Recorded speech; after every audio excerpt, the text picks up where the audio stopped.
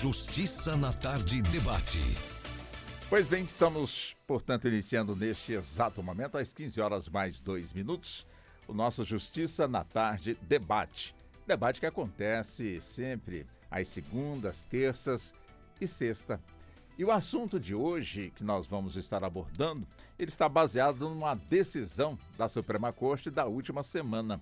Ou seja, julgando uma ação direta de inconstitucionalidade oriunda do Ceará, portanto, o Supremo entendeu que a lei estadual cearense, de fato, tinha validade constitucional ao proibir a pulverização de agrotóxico através de aeronaves, portanto, naquele estado. E é evidente que, diante dessa decisão, nós convidamos nossos convidados para que possamos, então, aprofundar ainda mais nessa questão do emprego do agrotóxico, portanto, aí nas nossas lavouras, no preparo das nossas terras, também no cultivo, portanto, aí das nossas hortas, frutas, enfim. Então tem realmente aí uma gama de assuntos que nós vamos então estar aqui debatendo com os nossos convidados.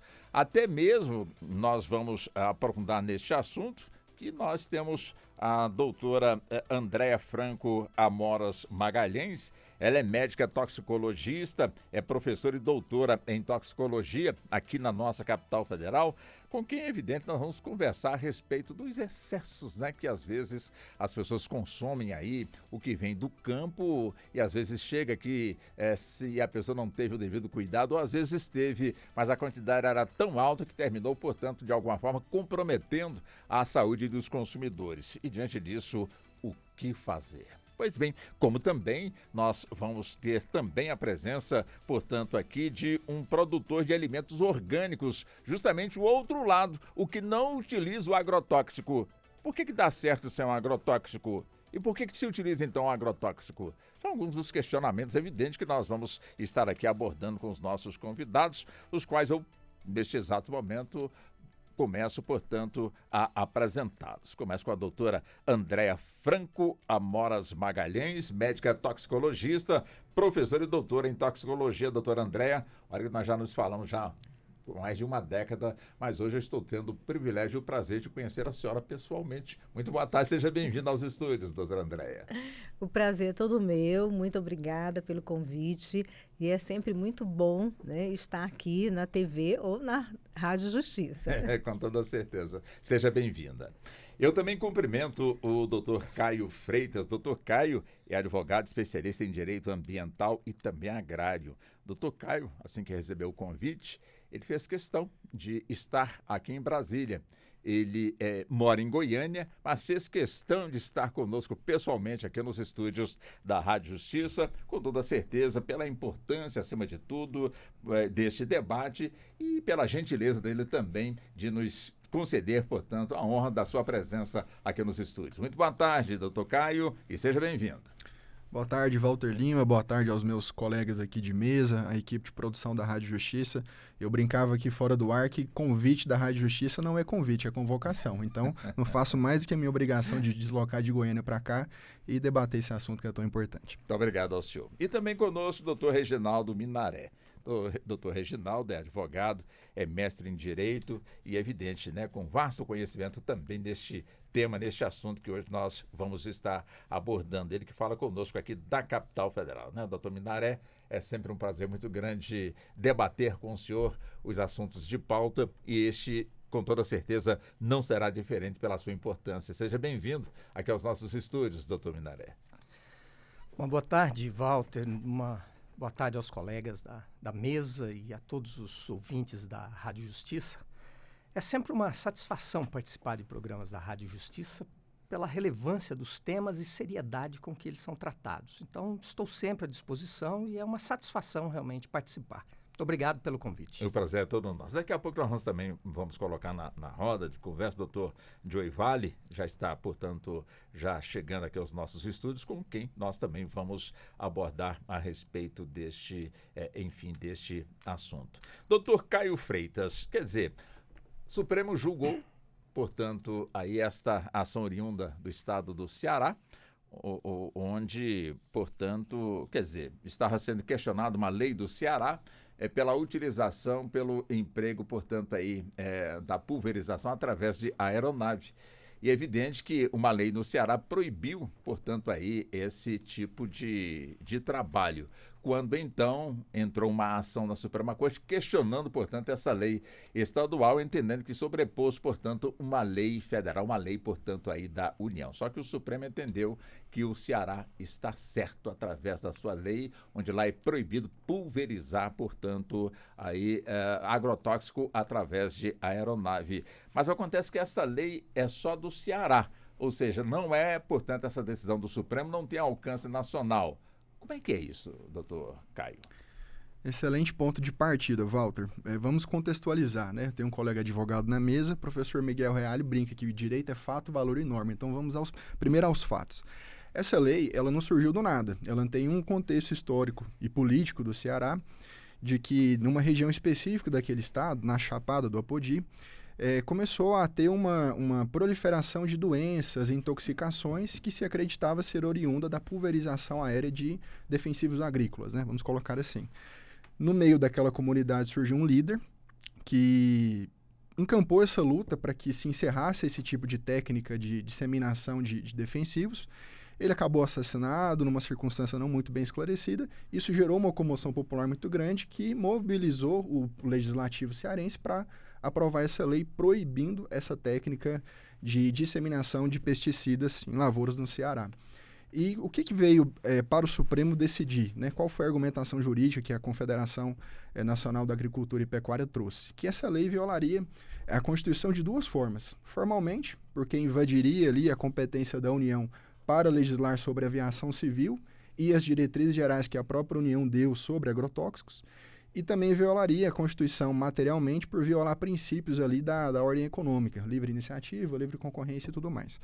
No entanto, de forma bem resumida, para dar espaço para os colegas falarem, o Supremo decidiu que não haveria essa violação, porque, na verdade, a lei tem um conteúdo de direito de proteção à saúde e proteção ao meio ambiente, e essa matéria é de competência legislativa concorrente. Os estados também podem legislar sobre o assunto, inclusive de forma mais restritiva do que as diretrizes da União.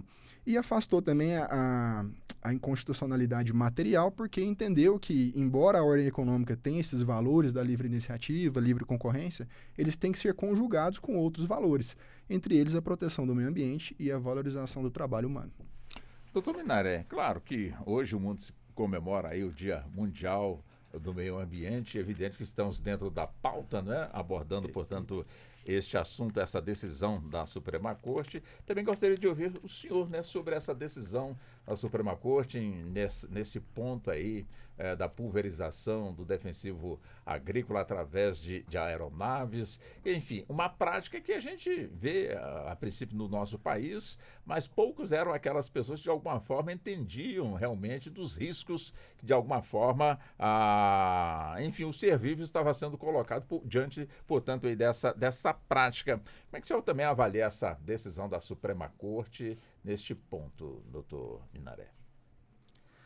Olha, essa decisão ela é uma decisão que inova, em grande medida, o entendimento do Supremo com relação aos limites dessa regra de competência concorrente, né?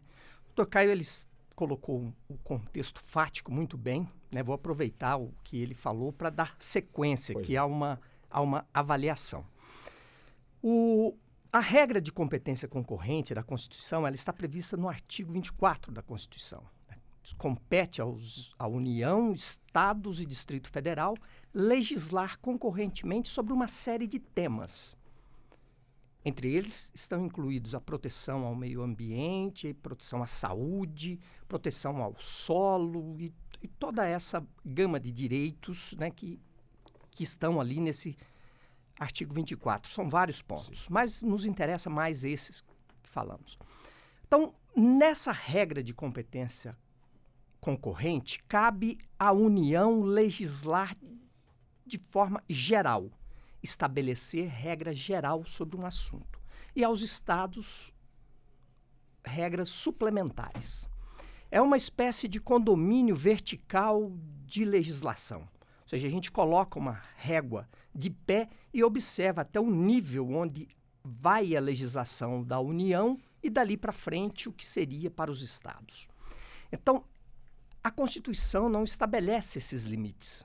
Ela não diz o que é regra geral, até onde é o limite de uma regra geral. E também não estabelece o que é norma suplementar do Estado. E quem tem competência para analisar e interpretar de forma definitiva a Constituição é o Supremo. E ele assim atuou. Pegou essa ação direta de inconstitucionalidade, que veio até o Supremo, questionando esta lei do Estado do Ceará. A lei, ela proíbe, de forma geral, o uso da pulverização aérea de agrotóxicos dentro do território do Estado. E não apenas na região da Chapada do Apodi. Neste ponto é que eu considero uma inovação significativa. Porque já em outras decisões, por exemplo, teve uma lei do governador Requião, no Paraná, salvo engano, 2005, 2006, algo assim. O governador sancionou uma lei que proibia o plantio de transgênicos no estado do Paraná. A lei federal, a lei geral, não proíbe. O Supremo entendeu que a lei era muito abrangente, que ela poderia atuar dentro de peculiaridades do estado. O que seria, por exemplo, uma peculiaridade nesse caso dos transgênicos? Por exemplo, se tivesse 3 ou 4 municípios ali contíguos, né, vizinhos, que sobrevivessem economicamente de agricultura orgânica, por exemplo.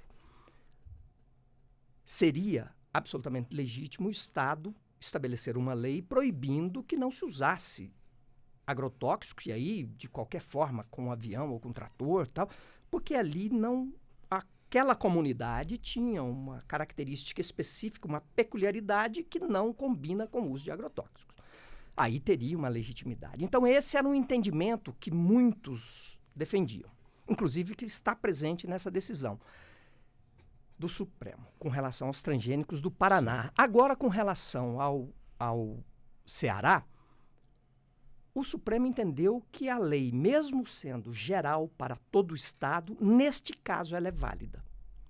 Porque o Estado tem essa legitimidade de legislar de forma até mais restritiva, de forma suplementar. E nesse contexto, o Supremo não considerou analisar se é ou não uma questão peculiar, que era o que tinha de argumento na ADIM. Então, entendo ser uma mudança.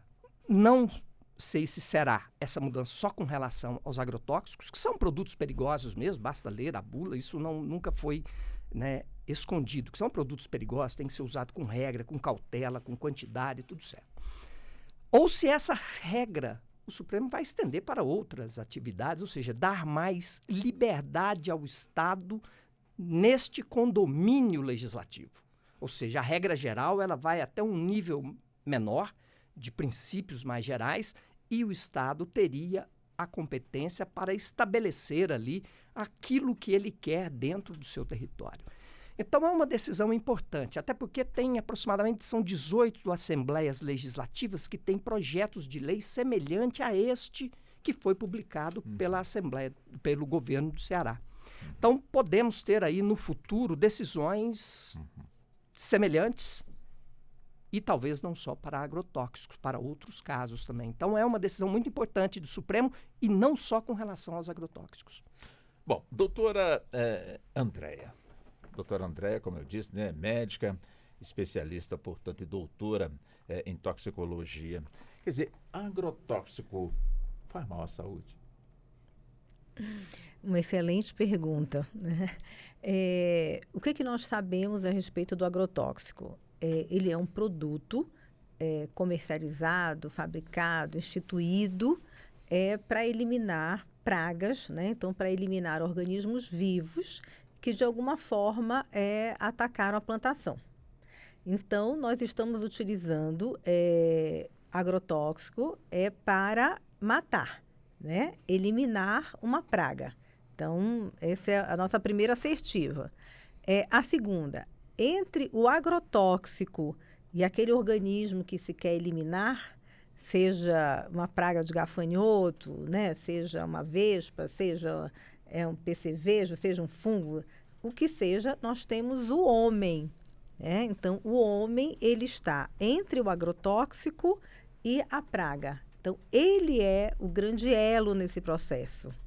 Então, seja pulverização aérea, né, que é o nosso contexto aqui, seja aplicação por trator, seja aplicação por aplicador costal, Manual. né, seja uma aplicação manual, de qualquer forma, nós temos o homem nessa cadeia, entre o produto químico, o agrotóxico, seja ele de, né, alta toxicidade ou baixa toxicidade, e a praga. Então, primeira coisa, nós sempre vamos ter alguém envolvido nesse processo. E aí, diretamente, o trabalhador rural. Em segundo lugar, nós temos toda uma comunidade em volta, né, dessa plantação, dessa lavoura, né, essa comunidade agrícola que também é exposta. E, por fim, né, nós temos nós que, teoricamente, estamos na cidade, né, mas que, né, aí pegando o gancho para a pulverização aérea, né, ela pode, né, se disseminar pelo ar e chegar até a 30 quilômetros depois. 30 quilômetros. Então, se nós imaginarmos uma área e as áreas cada vez mais próximas das cidades, né, acaba que esse resíduo vai atingir as comunidades urbanas. Tá? E aí, voltando, né, respondendo a sua pergunta, eu acho que hoje a gente tem conhecimento científico suficiente para dizer que o agrotóxico, sim, ele pode causar muitos danos à saúde, seja a saúde do trabalhador rural, seja a saúde de nós, consumidores finais, que estamos ingerindo o produto. Uma outra curiosidade, o agrotóxico, quando ele é aplicado justamente para combater a praga, e quando esse produto ele está, portanto, pronto ali para a colheita, e é feita, portanto, aí a colheita. Quer dizer, o que foi aplicado realmente ali como agrotóxico de alguma forma, ele dissipa com o tempo, o próprio tempo se encarrega de limpar, portanto, ali aquele produto que concluiu, portanto, todo o seu ciclo para poder então chegar à mesa do consumidor. Como é que é isso? Excelente pergunta. Por quê? Nós temos um tempo e uma regra, né, de boas práticas, não só de aplicação de agrotóxico, seja de coleta, né, plantação, lavoura e colheita do produto para comercialização. Então, teoricamente, você não pode aplicar um produto, tá, e ele logo depois ser colhido para ser comercializado. Tá? Então, existe um tempo, né, de carência nesse processo. Para quê? Para que haja uma degradação desse produto.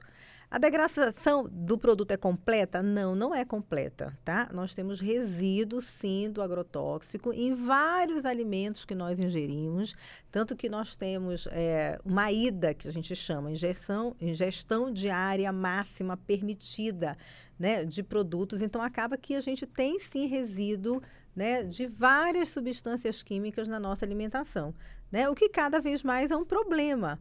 Tá? Eu acho que vale ressaltar que, assim, nós somos, né, hoje nós temos no Brasil importância mundial, a gente alimenta, né, uma parcela significativa do mundo, mas nosso modelo de agronegócio está centrado, né, no agrotóxico. Tá? Nós não temos ainda um modelo de agronegócio que seja realmente estimulante, né, que cause no trabalhador, no agricultor, principalmente no pequeno agricultor, esse estímulo ao orgânico. Nós temos no mundo, né, 50% da população mundial está como trabalhador rural. Então, imagina, é muita gente se a gente pensar no mundo. E aí, essas pessoas, né, estão potencialmente expostas aos agrotóxicos. Né? Porque eu preciso plantar durante o ano inteiro, porque eu tenho pragas para combater, porque a lavoura tem que dar certo, né? Mas, ao mesmo tempo, eu também tenho uma gama enorme de intoxicados. né, de pessoas que estão intoxicadas. Então, a OMS imagina que nós temos mais de 70 mil casos, né, o tempo inteiro, e que são casos subdiagnosticados, são casos que não são registrados, e que a gente acaba convivendo com eles sem saber que são intoxicações. Doutor Caio, claro que a lavoura sem o defensivo agrícola, evidentemente que não vai prosperar. Agora, claro também que o agricultor, vamos pensar justamente dessa forma, né, e sem querer, longe de nós querer satanizar, portanto, o trabalho no campo, evidente que vamos imaginar que ele trabalha e quando há necessidade, portanto, do defensivo, é porque um especialista assim recomendou, então, portanto, receitou. Essa é uma regra geral no nosso país, onde a lei, portanto, que trata justamente aí deste assunto, a Lei 7.802 de 1989, quer dizer, a lei é seguida? Walter, me permita, antes de responder a sua pergunta, só Fique à retomar um vontade. ponto que o doutor colocou, o doutor Reginaldo, essa questão do condomínio legislativo, uma expressão muito feliz que ele utilizou. E realmente não é muito claro na Constituição até onde é norma geral e até que ponto é norma suplementar. Isso vai muito de caso a caso. E nós temos que observar a jurisprudência do Supremo, né, caso a caso. E o que o Supremo tem decidido nessas matérias de meio ambiente, pelo menos, né, em questão de competência legislativa concorrente, que o Estado pode suplementar desde que de forma mais restritiva. Isso às vezes nem está expresso nos votos dos ministros, mas é uma linha que vem sendo construída. A gente pega por base esse caso do Ceará, que o Supremo atestou a constitucionalidade da lei porque ela é mais restritiva que a norma geral, e outros casos que eu poderia citar dois aqui. É uma ADI que o Supremo julgou referente a uma lei estadual do Rio de Janeiro que permitia a exploração e produção do amianto. Nesse caso, o Supremo declarou ela inconstitucional porque, embora o Estado possa suplementar a legislação federal, ele não pode enfraquecer a proteção ao meio ambiente. Foi mais ou menos essa linha de raciocínio. E também, mais recentemente, uma outra ADI julgada pelo Supremo que declarou inconstitucional uma norma do Estado do Mato Grosso que flexibilizava o licenciamento ambiental para pequenas hidrelétricas de até 30 megawatts. Nesse caso, a norma estadual simplificou o processo de licenciamento e o Supremo entendeu que mesmo que se considerasse as peculiaridades locais, a lei não poderia ser menos restritiva do que a legislação federal. Essa me parece uma linha de raciocínio que o STF tem adotado em matéria ambiental.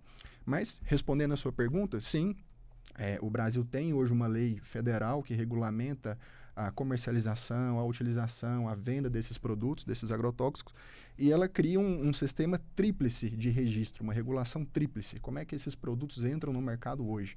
Primeiro, eles precisam passar por uma avaliação do Ministério da Saúde, geralmente pela Anvisa, Agência Nacional de Vigilância Sanitária, que vai fazer um estudo para ver o impacto desse produto à saúde humana. Se ele passar por esse primeiro crivo, passa depois por uma análise ambiental. Qual é o impacto desse produto no meio ambiente? Essa análise geralmente é feita pelo IBAMA. Passando por esses dois crivos, é feita uma análise final pelo Ministério da Agricultura e Pecuária, o MAPA, sobre a eficácia desse produto no combate dessas pragas que ele visa eliminar. Feita passando nesse crivo triplo, digamos assim, o produto ele pode ingressar no mercado e ser comercializado.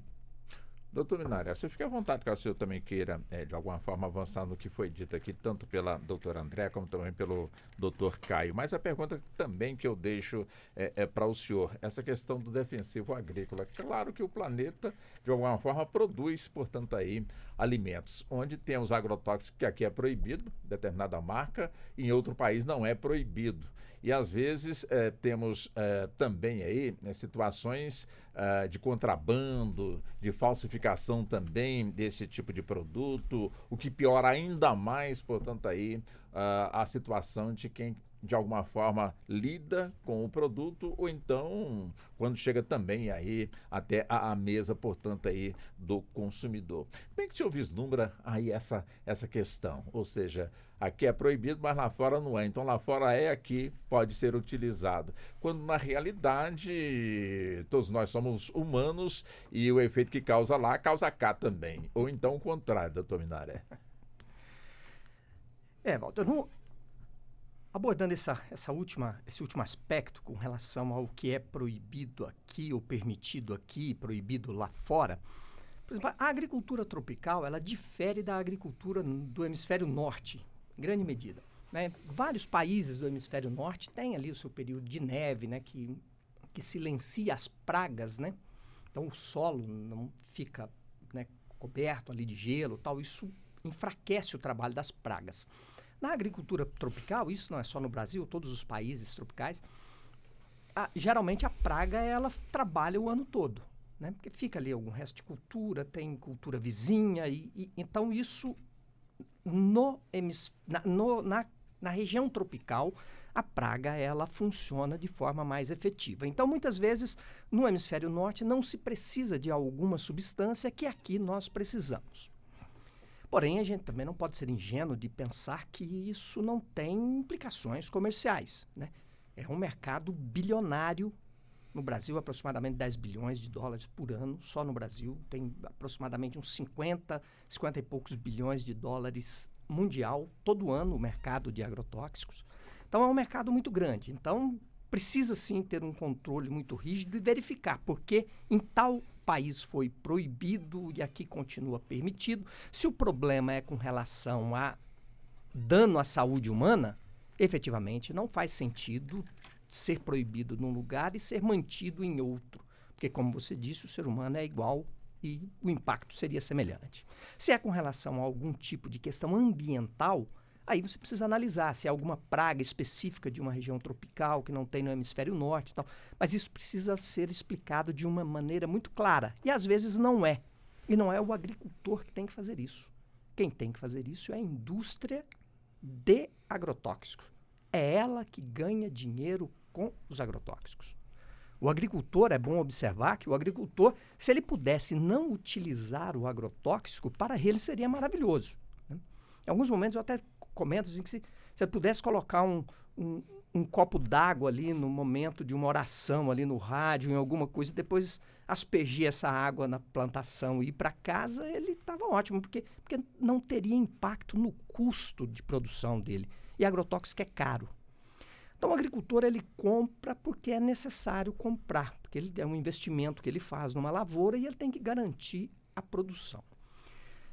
Mas aí eu vou falar um pouco mais nos próximos blocos, que é com relação ao que nós temos hoje, que é uma mudança de cultura de muitos agricultores e de um avanço científico muito refinado que está trazendo alternativas para os agricultores, que é chamado movimento de agricultura regenerativa, que trabalha com diversos insumos biológicos e tem um foco extremamente interessante, que é a Revolução Verde, né, que foi baseada nas máquinas agrícolas, nos pesticidas químicos e nos fertilizantes químicos e nas sementes melhoradas, não colocou, né, essa Revolução Verde não colocou o solo como um dos componentes.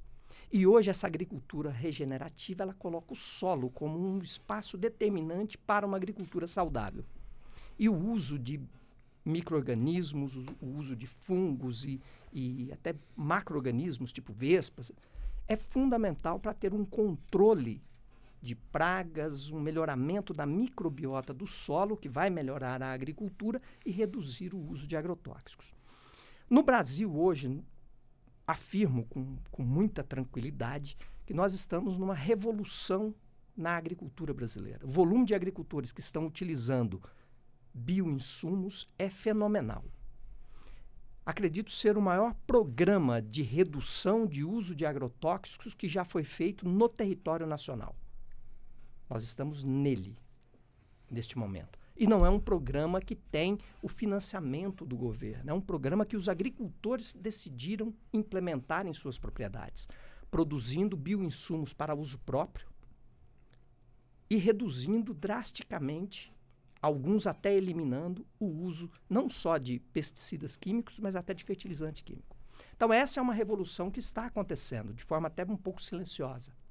Então essa decisão do Supremo com relação a um segmento do mercado de agrotóxicos, que é a prestação de serviço por aeronaves para pulverizar, é um segmento que muita gente fez investimento, talvez muita gente vai ter algum tipo de prejuízo, mas vem num momento onde é possível buscar alternativas.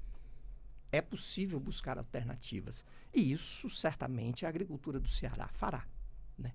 E outros lugares que, porventura, isso acontecer no Brasil, também isso será implementado. Porque temos bons estudos na área de biologia, temos bons produtos de bioinsumos e é uma situação onde o agricultor, se ele conseguir produzir bem, utilizando menos agrotóxico ou até eliminando o uso de agrotóxico, para o agricultor não terá problema nenhum. A indústria química talvez é que vai ter que se reinventar, como fizeram as indústrias dos filmes de máquina de fotografia, né? Chegou a uma tecnologia disruptiva e hoje predomina a fotografia digital. Então, determinados segmentos econômicos sofrem com essas mudanças, né? E parece-me que na área de agrotóxico está acontecendo algo semelhante. Vamos ver a intensidade que isso virá. Mas é uma notícia interessante. Doutora Andréia, quer dizer, em termos de conhecimento, ou então de políticas públicas voltadas para a população em relação a essa questão do agrotóxico, porque até bem pouco tempo atrás, me lembro perfeitamente da preocupação, portanto, do Estado brasileiro em realizar, de certa forma, publicidade, no sentido de chamar a atenção das pessoas, principalmente do campo, para que não reutilizassem embalagens nas quais vinham, portanto, aí os agrotóxicos, onde as pessoas achavam aquilo bonito, ou era uma cesta, ou era metálica, e geralmente as pessoas faziam, portanto, aí essa utilização sem conhecer, ou às vezes desconfiava, mas não tinha realmente conhecimento em relação, portanto, aí aos riscos que colocava na sua saúde, reutilizando, portanto, aí essas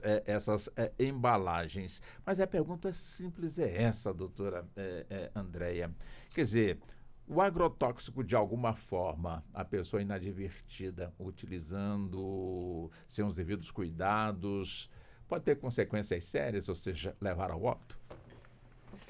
Eu acho que é muito importante ressaltar que o agricultor rural, ele tem, ou o trabalhador rural, né, ou grande ou pequeno, ele tem que estar munido de informações acerca do seu trabalho, acerca dos riscos aos quais ele está submetido. Seja o risco químico do agrotóxico, seja o risco ergonômico, seja o risco de radiação, né, os animais peçonhentos. Então, olha o quão, né, eu tenho muitos fatores envolvidos nesse processo produtivo. Nós temos na Secretaria de Saúde, né, e eu faço parte do CIATOX, o Centro de Informação e Assistência Toxicológica do Distrito Federal, e nós temos um ambulatório de toxicologia ocupacional há muitos anos, desde 2003. E nós temos um programa junto com a Emater, tá, e que a gente avalia, né, trabalha e faz esse acompanhamento com o trabalhador rural. E é muito interessante que a gente já passou por várias fases, né? Então, há muitos anos atrás, né, mesmo estamos a 40, 50 quilômetros, né, do Palácio do Planalto, nós ainda tínhamos, sim, né, trabalhadores que reutilizavam, né, a embalagem de agrotóxico para guardar água.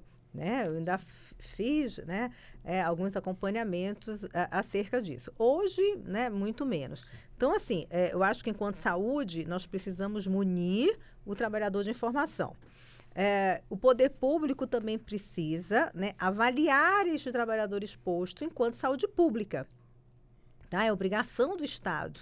Então, nós temos que qualificar os nossos médicos, os nossos profissionais de saúde, né, que são a porta de entrada, né, do saúde da família, da unidade básica, né, do pronto-socorro, tá, para receber esse trabalhador.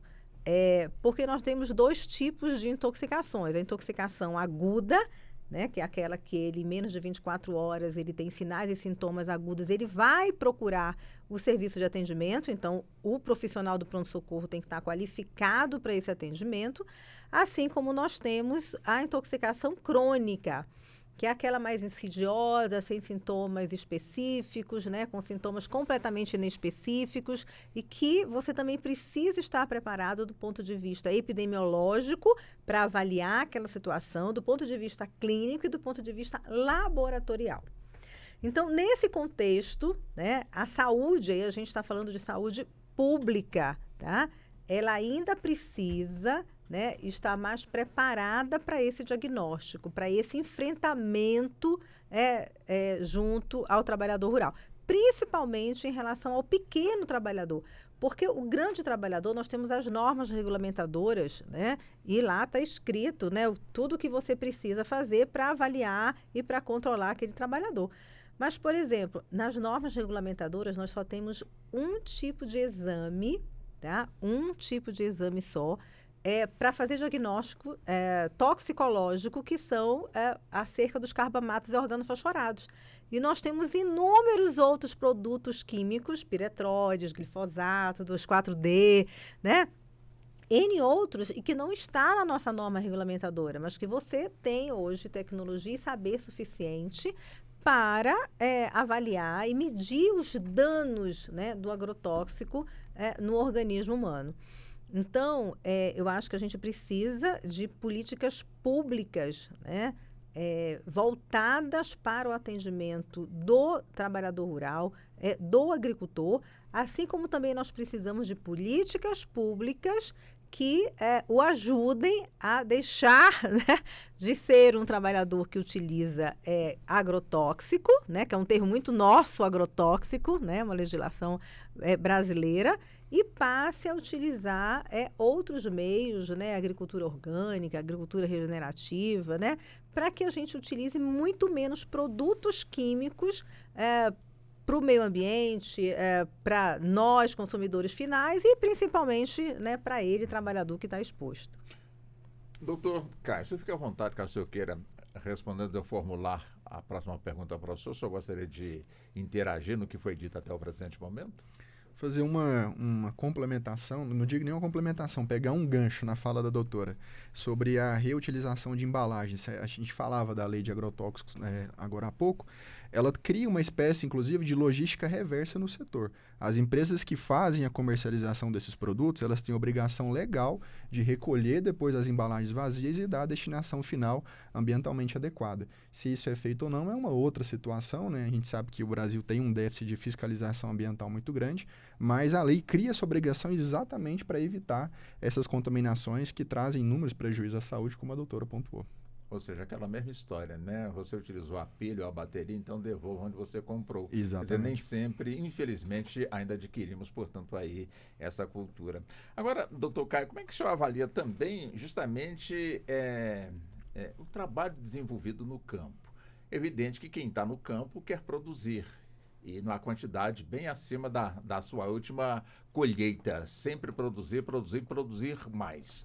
Contudo, claro, tem aí os devidos cuidados, né? Ou seja, para poder vencer aí as pragas, precisa, portanto, aí do agrotóxico. Para poder utilizar os agrotóxicos, tem que seguir, portanto, aí a lei. E outro passo também, né? Não seguindo a lei, evidentemente, além de não avançar na sua produção, também pode comprometer a saúde das pessoas, como também a sua própria saúde. Você que tem essa experiência no campo, meio ambiente, a questão do agro, como é que é o pensamento de quem realmente está nessa atividade aqui no nosso país? Volto a repetir, não imagino que nenhum queira, de certa forma, estabelecer uma concorrência própria, ou seja, não quero nem saber as consequências, eu quero ganhar dinheiro. Ou seja, como é que o senhor avalia justamente essa atividade agropecuária aqui no nosso país, quando o assunto é justamente os defensivos agrícolas? Olha, a gente sabe que o agronegócio, de uma forma geral, ele é um dos motores da economia do Brasil, né? Um grande gerador de riquezas. O nosso agronegócio ele tem uma vocação de exportação de fato. O Brasil alimenta aí boa parte do mundo. Nós temos, inclusive, uma legislação ambiental, não só de agrotóxicos, mas de uma forma geral muito avançada, às vezes até mais restritiva que em outros locais, por exemplo. Recentemente, os Estados Unidos liberaram a utilização de APPs, né, o que seria a nossa APP aqui, para a produção. E nós não permitimos esse tipo de intervenção aqui. Então, o Brasil como se posso dizer, tem legislação adequada. O que falta muitas vezes é fiscalização. E como o doutor colocou, à medida que os desafios vão aparecendo, o setor tem que se reinventar, não é? Se a pulverização aérea tem todos esses efeitos nocivos que a doutora colocou, e agora o Supremo chancelou essa iniciativa dos estados de restringir a sua utilização, o setor tem que se virar para os bioinsumos, para os biodefensivos. A economia vai se adaptando, né? Vamos colocar dessa maneira. E o agro hoje, ele está cada vez mais tecnológico, cada vez mais mecanizado. Nós falávamos isso aqui fora do ar. A Embrapa, a nossa empresa de pesquisa agropecuária, é uma empresa assim, sensacional.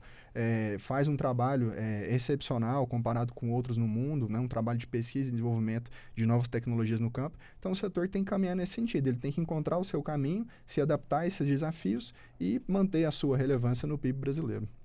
Agora, doutor Reginaldo Minaré, é evidente que o nosso país de tamanho continental, né, com terras agricultáveis realmente fantásticas, né, em termos de número, né, de quilômetros de terras aí prontas para serem utilizadas, evidentemente que tem que se observar também aí a questão ambiental, o desmatamento, também e outras coisas mais. Quer dizer, no nosso país, onde nós temos, portanto, aí essa exploração, essa atividade, no caso, nós estamos aqui a abordar, no caso das nossas lavouras, enfim, as nossas leis, de alguma forma, que versam justamente sobre a questão aqui do agrotóxico, que versa também aqui sobre a questão de fertilizantes, enfim, dos insumos, portanto, aí, em geral. Quer dizer, de certa forma, somente os grandes que têm essa preocupação, os grandes que eu falo, os grandes exportadores, aqueles que realmente têm aí uma área enorme para o plantio, soja, por exemplo, que são quilômetros e quilômetros, tanto que o Brasil é um dos primeiros colocados aí, portanto, aí nessa questão da colheita de soja, portanto, aí no mundo, utilizando justamente aí as nossas terras. Quer dizer, como é que o senhor vê o grau de conscientização, acima de tudo, de quem realmente explora, portanto, essa atividade, o seu compromisso também com o meio ambiente e também essa questão, né, de não perder de vista, portanto, aí, o que é preciso utilizar para que a sua produção realmente não caia, portanto, aí, em números, justamente pelo fato dos fatores negativos que precisam ser contornados para que a produção não seja comprometida, doutor Minaré. Olha, nós temos uma característica no Brasil que é ter terras agricultáveis em grande quantidade. Hoje, um desafio para o mundo é a produção de grãos. Não dá para fazer em estufa. Esse é um ponto interessante. A plantação de hortaliças, de várias frutas, de temperos, né, isso pode ser feito em grande escala dentro de um universo de estufas. Quem vai até Almeria, na Espanha, conhece um espaço, né, é uma região árida, no sul da Espanha, que tem aproximadamente uma faixa de 70 quilômetros por algo entre 8 e 10 quilômetros de largura. Quando a gente olha naquele mapa do Google, é uma mancha branca. A gente até pensa que é uma cidade, mas não é. É uma cobertura de estufas. É o maior complexo de estufas do mundo, fica nessa região de Almeria. E ali tem várias plantações dentro daquele universo. Então tem estufas climatizadas, né, que produzem com racionalização e reuso de água, racionalização de fertilizantes, de defensivos de uma forma geral. Mas os grãos a gente não consegue plantar desse jeito. Então precisa de extensões como a soja, algodão, né? A própria cana para fazer açúcar, café.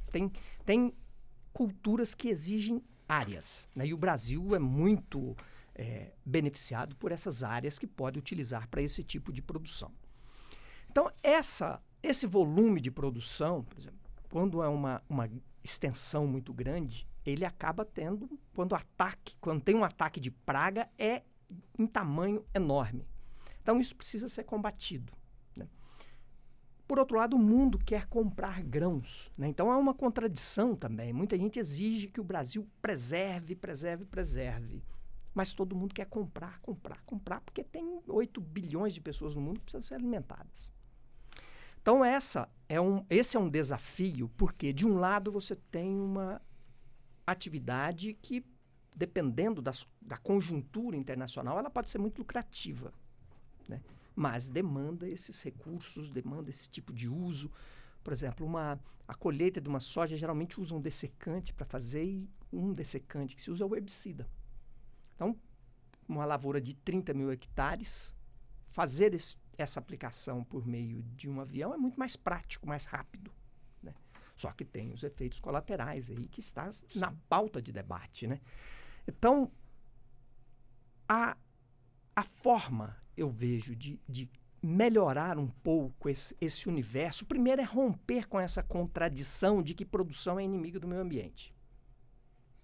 Isso precisa terminar, porque isso não é benéfico nem para quem atua na defesa do meio ambiente, nem como para quem produz. E nem é bom para a imagem do país no exterior. Então é interessante buscar uma convergência. Eu acredito que temos universidades, pessoas preparadas, temos todo um ambiente que permita que seja feito um debate de convergência e não de confronto. E ver realmente quais as regras, onde estão os excessos e como mudar. Por exemplo, nesse ponto específico da pulverização aérea, quais as alternativas que temos? Como compensar, por exemplo, essas empresas de aviação com uma transição? Isso seria uma política pública. Como chamar as nossas universidades, inclusive a Embrapa, para realmente produzir produtos biológicos que efetivamente compensem essa retirada, por exemplo, da pulverização aérea.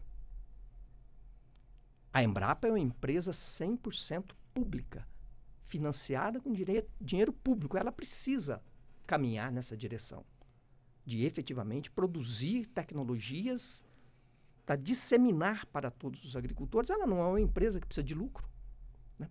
Então as nossas universidades, por exemplo, temos Viçosa, Lavras, Exalc em Piracicaba, que são universidades fantásticas e que inclusive formam o material humano que trabalha na Embrapa. Ou seja, tem uma qualificação fantástica essas universidades. E todas 100% dependendo do orçamento público. Poderiam ser chamadas para desenvolver essas técnicas também. Então, nós temos condições de fazer bons arranjos, tanto do ponto de vista de entendimento entre produção e meio ambiente, quanto no campo científico de desenvolver alternativas. Agora, temos que ter uma pauta política de convergência. O confronto, nesse caso, é péssimo. É péssimo para o agricultor, é péssimo para a imagem do Brasil lá fora e péssimo, em muitos casos, para o meio ambiente também e para o trabalhador rural.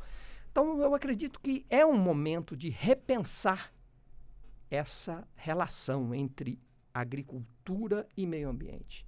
Buscar convergências.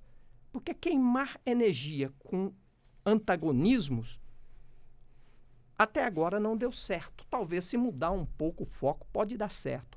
Então eu acredito, dentro desse universo que nós temos boa legislação, temos um bom parque científico na área de agricultura, na área de meio ambiente e acredito que utilizar isso para realmente conduzir a agricultura brasileira para um caminho mais sustentável e de menos embate com o meio ambiente seria um caminho bem mais promissor.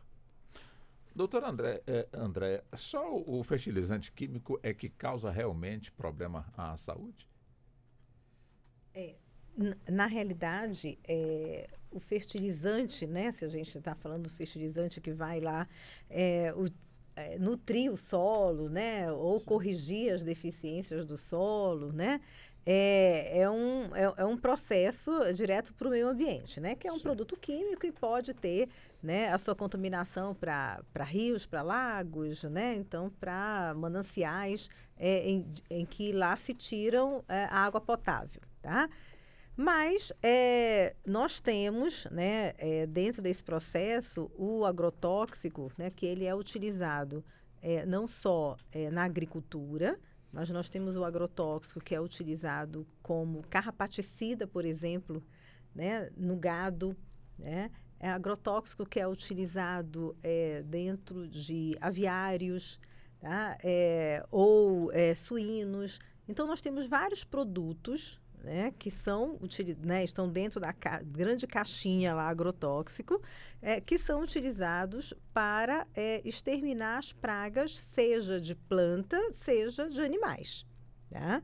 Então, nós estamos expostos, né, a uma certa quantidade de produto químico no meio ambiente e mais diretamente na nossa alimentação.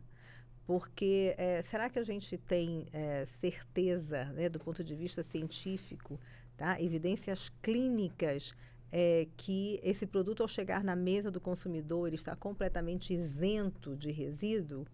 Né? Então, nem sempre é fácil, né, essa conta.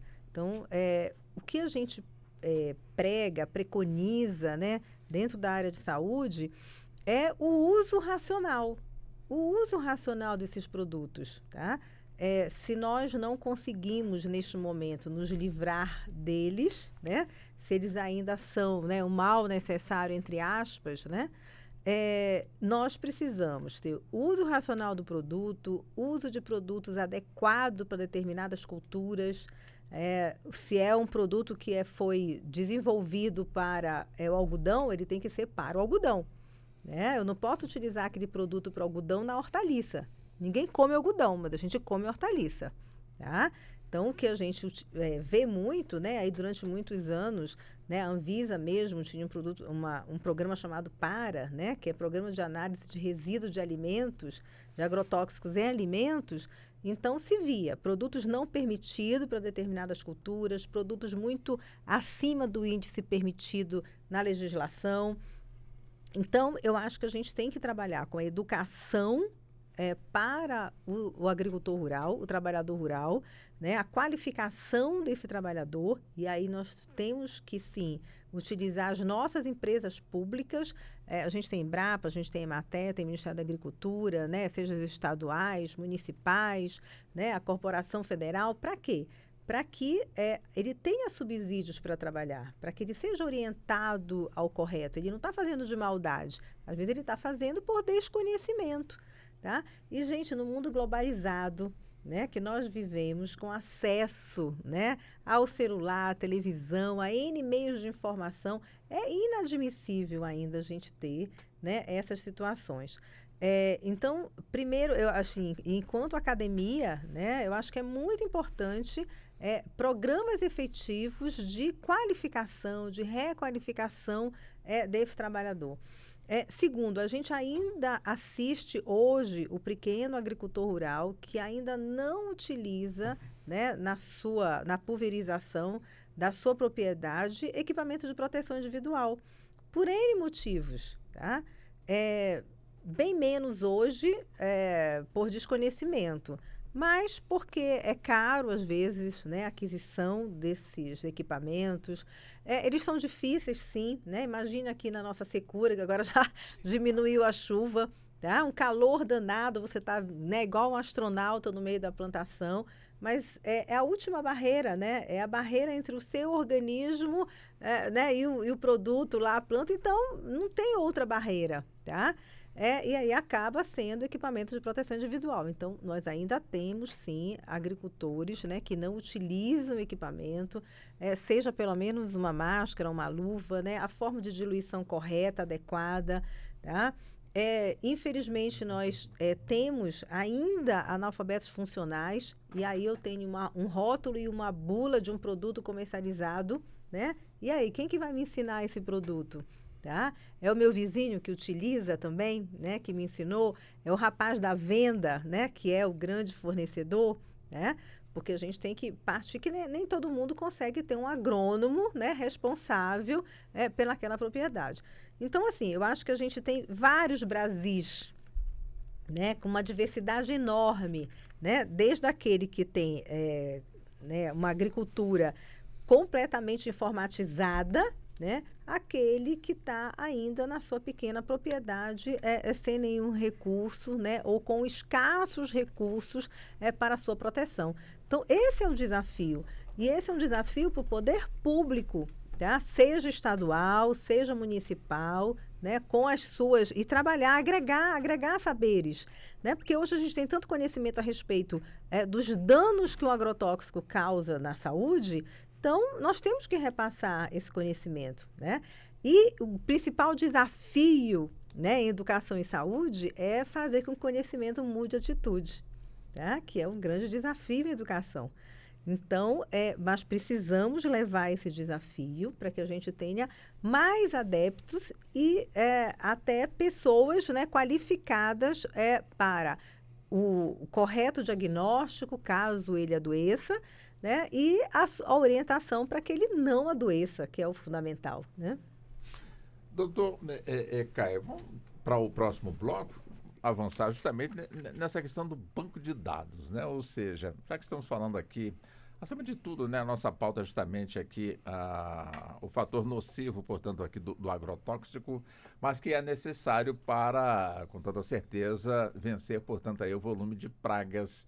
E a gente conversando, eu mais o senhor, falando sobre o conhecimento que o bisavô passava para o avô, que passava para o filho, que passava para o neto, enfim, era o banco de dados. Quer dizer, hoje, aparentemente, está tudo bem modernizado, portanto, aí nessa questão. E a pergunta que eu vou deixar para o senhor nos responder daqui a pouco é justamente essa, né? Ou seja, banco de dados. Ou seja, com todas essas informações, até mesmo a dosagem, como muito bem explicou a doutora Andréa, né? O que mata é a dosagem, né? Então, o veneno você tem que saber realmente empregá-lo. Vamos colocar assim, dessa forma. Quer dizer, hoje o banco de dados é fundamental para que possamos, de alguma forma, agregar conhecimentos, não errarmos e avançarmos sempre aí naquele que é o objetivo de produzir, ou seja, alimentos de qualidade. É o ponto que nós vamos abordar daqui a pouquinho. Peço licença aos senhores, a senhora também, doutora Andréa, doutor Minaré, para que possamos entrar aí para o intervalo, mas daqui a pouquinho nós vamos retornar e vamos já avançar na segunda hora deste nosso debate. Até já. Você está ouvindo Justiça na Tarde.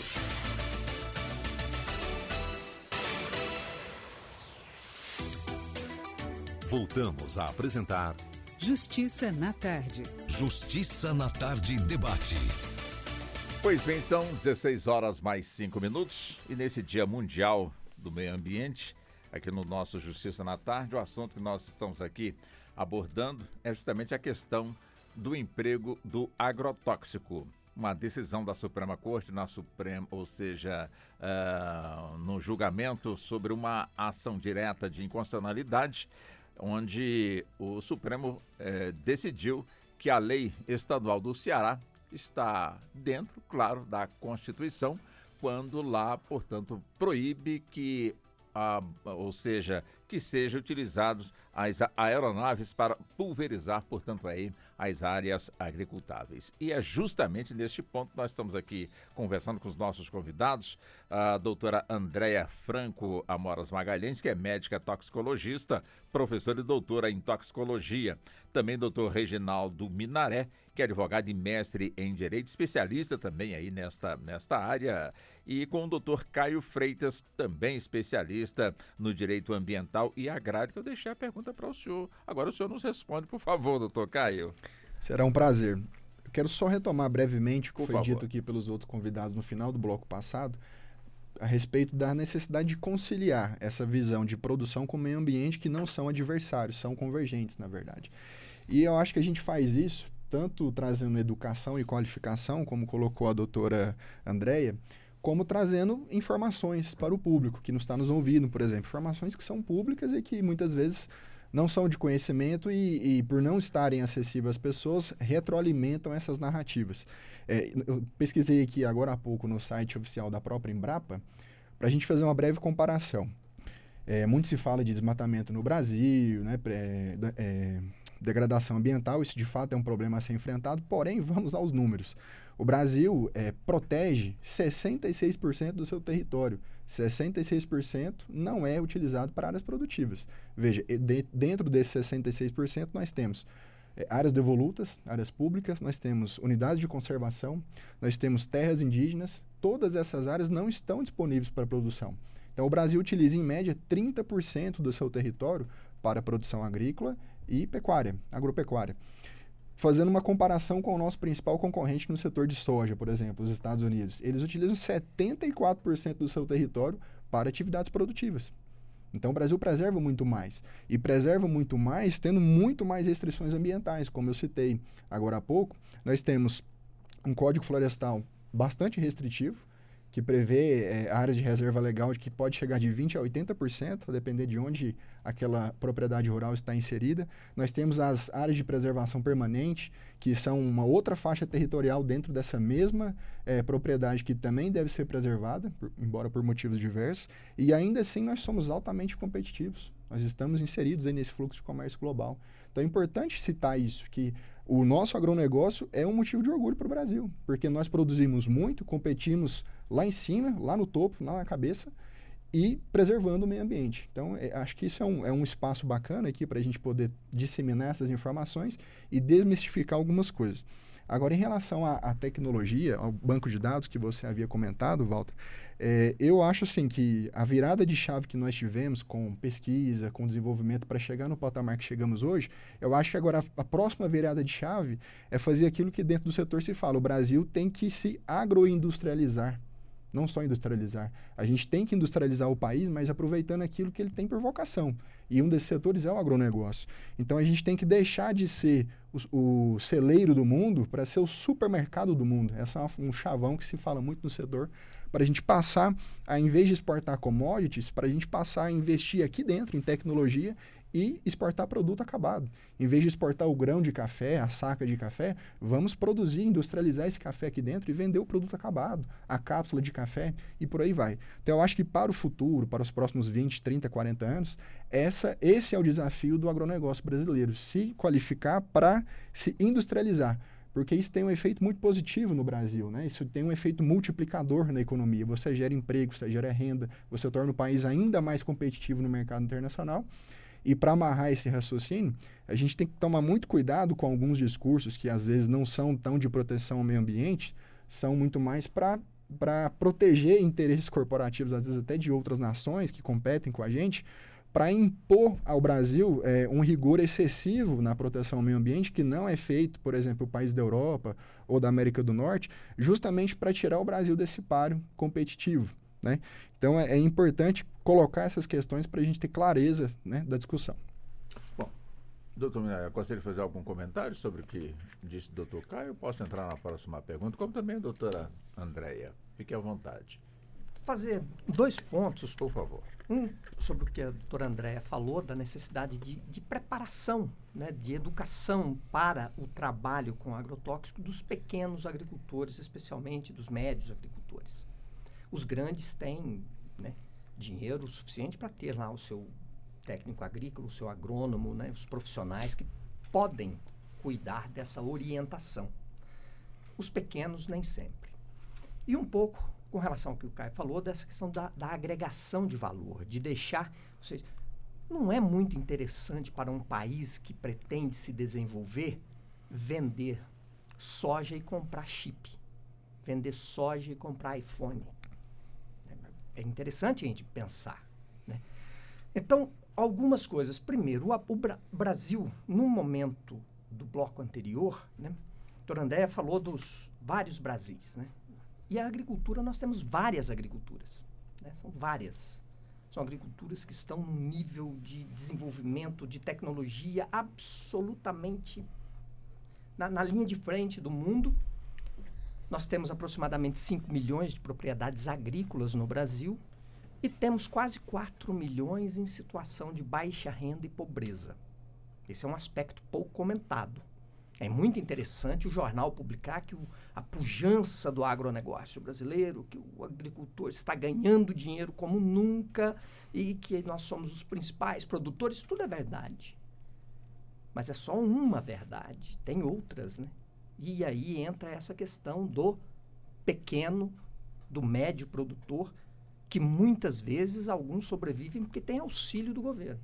Não é porque ele é um pequeno proprietário rural que tenha renda. É diferente. Uma coisa é ter um pedaço de terra, outra coisa é ter renda para levar uma vida razoável, como leva uma pessoa que trabalha no Bradesco, aqui em Brasília, o delegado que trabalha em Goiânia, né, o oficial de justiça que trabalha em São Paulo e tal. Ou seja, as pessoas precisam de um determinado padrão de renda para pagar as contas da família, educar os filhos, ir ao hospital.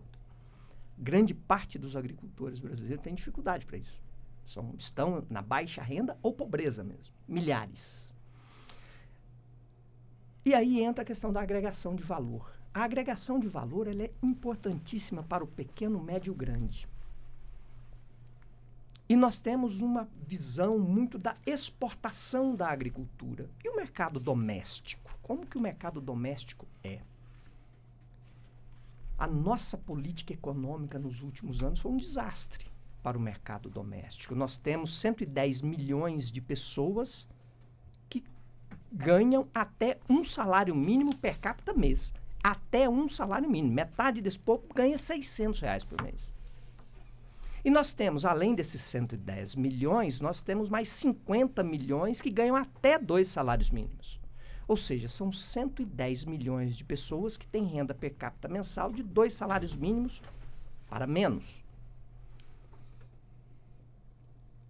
Esse público, ele vai comprar uma boa geleia feita por um pequeno agricultor, um bom queijo, um bom pão caseiro? Acredito que não. Porque se a gente pensar que um salário mínimo ao mês permite uma pessoa comer um McDonald's dia e o dinheiro dele acaba, como ele vai morar, tomar café da manhã, jantar, ir ao dentista, comprar roupa, pegar transporte para a escola? Então, esses 110 milhões de pessoas que ganham até um salário mínimo têm muita dificuldade de comprar um produto mais elaborado, por exemplo, da agricultura familiar. Esse é um problema que nossos políticos descuidaram. Ou seja, o capitalismo ele exige que você tenha um mercado consumidor. Por isso que hoje muito se olha, não, vamos exportar, vamos exportar, vamos exportar. Porque o nosso mercado é um mercado de miserável. Se a gente agregar valor e colocar uma coisa bacana para vender, não teremos público. Por exemplo, ver o Madeiro. O Madeiro está aí com quase 1 bilhão de dívida, próximo a fechar esse negócio. Um hambúrguer do Madeiro é muito gostoso. A gente vai lá, mas gasta R$70 para comer um hambúrguer e um refrigerante. Um salário mínimo significa R$43 por dia. Então, um hambúrguer do Madeiro e um refrigerante levaria salário de 2 dias de um trabalhador que ganha até um salário, que ganha um salário mínimo. Então, são situações que a gente observa. Um dia eu estava num grande evento de investidores, uma pessoa falou, o Brasil é um país de aproximadamente 50 milhões de consumidores. Nós temos 210 milhões de pessoas. No intervalo eu falei, e os outros 170 milhões que vocês não consideram consumidores, você considera o quê? Ele olhou para mim com uma naturalidade, assim, e depois eu falei, ele até tem razão. Ele falou, Minaré, são sobreviventes. São pessoas que, quando muito, vão conseguir alimentar comprando um alimento barato. Eu falei, mas aí nós temos 40 milhões de consumidores, é quase a população da Espanha, que tem 49 milhões de habitantes. Então, ainda é um mercado razoável. Ele falou, só que a Espanha é bem pequenininha, talvez menor do que Minas Gerais. E os 49 milhões de consumidores da Espanha estão dentro desse território. O Brasil é do tamanho da Europa. Para a gente atender esses 40 milhões de consumidores, a gente tem que viajar o Brasil inteiro, porque tem 1 milhão aqui, 5 aqui, 10 ali. Então é muito difícil, o custo logístico é muito caro. Então nós temos toda essa estrutura doméstica que nós não estamos vendo ser debatidas com eficiência nos meios de comunicação. O que esse mercado consumidor paupérrimo, miserável, prejudica o crescimento do país? Qual o estímulo que uma pessoa tem para fazer um produto de melhor qualidade na agricultura familiar e colocar à venda? Recentemente eu conversei com uma pessoa de Sacramento, no Triângulo Mineiro, fica perto de Uberaba. Fui lá, fiquei uns dias lá e conversei, a pessoa vendia, e eu vi que ele pegava o hambúrguer desse hambúrguer industrializado. Falei, você nunca experimentou fazer um hambúrguer artesanal, pedir para o padeiro fazer um pão especial para você? Ele falou, já. Mas se eu fizer um hambúrguer desse, com esse pão, e colocar aqui, eu não vendo para ninguém. Porque o preço dele vai ter que ser maior, porque esses ingredientes, o meu trabalho, tudo é mais sofisticado. Ele falou, a pessoa que não tem renda, tem que ser esse aqui mesmo. Então, essa é uma realidade que, por exemplo, isso é uma pequena cidade do Triângulo Mineiro, que é uma região privilegiada. Imagina outros lugares. Então, esse ponto, eu queria chamar a atenção, que é essa necessidade de preparação de pessoas, essa necessidade de agregação de valor aos produtos agrícolas, principalmente pequenos e médios agricultores, mas tem algo aí que os agricultores não têm como melhorar, que é a capacidade de consumo do povo brasileiro. E aí a gente precisa ter crescimento econômico. E ele está distante de nós. Então, são mazelas nossas que nos prejudicam muito. Por isso, sempre o olhar voltado para a exportação. Quem exporta está bem, mas quem depende do mercado interno está com dificuldade. Antes de ir para o doutor André, doutor Caio, eu gostaria de fazer uma colocação sobre o que disse o doutor Minaré. Não só elogiar pelas colocações, são provocações muito pertinentes. Eu acho, doutor, que uma forma, uma opinião aqui, né? Uma forma de inserir esse pequeno e médio produtor, talvez, na economia brasileira, seria o governo utilizar, então, da ferramenta das compras governamentais, criar incentivos para que esse pequeno produtor tenha ali uma competitividade maior para vender para o governo, por exemplo. Acho que é um caminho, né? Mas, de fato, é um problema de governo, não é um problema que o próprio produtor vai resolver. Há que se ter uma iniciativa de Estado para mudar esse panorama. Perfeito. Bom, doutora Andréia, existe diferença, entre o bioinsumo com no caso aqui, o que nós estamos aqui abordando, o agrotóxico, ou seja, qual é a diferença de um para o outro? Tem um bonzinho e outro malzinho? Na realidade, o ideal dos mundos, né, é que nós pudéssemos ter uma agricultura que não precisássemos utilizar produtos químicos tóxicos, né, extremamente tóxicos, para acabar com as pragas, né? O que a gente conseguisse fazer com que esta lavoura, né, utilizasse um processo alternativo de plantação em que essa praga convivesse bem, né, com aquela cultura, com aquele meio. Às vezes, nem sempre isso a gente se consegue em grandes plantações, né, ou de uma forma de uma produção tão intensa, tá? O que a gente chama, né, a gente no meio médico chama de agricultura orgânica, né, que é aquela agricultura em que você não utiliza agrotóxico, né, mas você pode utilizar produtos menos tóxicos e até produtos alternativos, né, para eliminar as mesmas pragas, né, e para aquele produto ser viável para ser consumido. Porque do ponto de vista do consumidor final, né, eu quero um produto, né, que seja bonito comercialmente, que seja gostoso e que esteja à minha disposição durante todo o ano, né? Então, essa conta também é complicada lá para quem está produzindo, tá? Mas, se a gente levar em consideração que nós precisamos ter um produto final saudável, né, do ponto de vista sem tantos produtos químicos que nós consigamos ingeri-lo, né, o tempo inteiro, nós precisamos brigar por uma política diferente, uma política, e aí eu volto, né, a bater na tecla que é uma tecla que a gente discute isso há anos, tá? Eu tenho que ter uma política para o grande, mas eu tenho que ter uma política para o pequeno. Então, acaba que a gente tem quem consegue, né, os grandes financiamentos, né, só o grande produtor rural, né, e o pequeno produtor rural. Será que ele está conseguindo? Será que está acessível para ele? Para que ele possa, de alguma forma, fazer essa transição, né, de uma agricultura tradicional, aí, da agricultura que utiliza agrotóxico, para uma agricultura inovadora, né, para uma agricultura com outras metodologias. Para que ele possa fazer esse processo de transição, ele precisa de apoio, ele precisa de recursos financeiros e ele precisa de apoio técnico, né? Então, isso é fundamental. Então, assim, voltando para a sua pergunta, né? A gente sempre vai ter um pouquinho de produto químico, né, na nossa dieta, mas o que a gente quer é um produto mais livre, né? Um produto com menos toxicidade que a gente consiga colocar na mesa.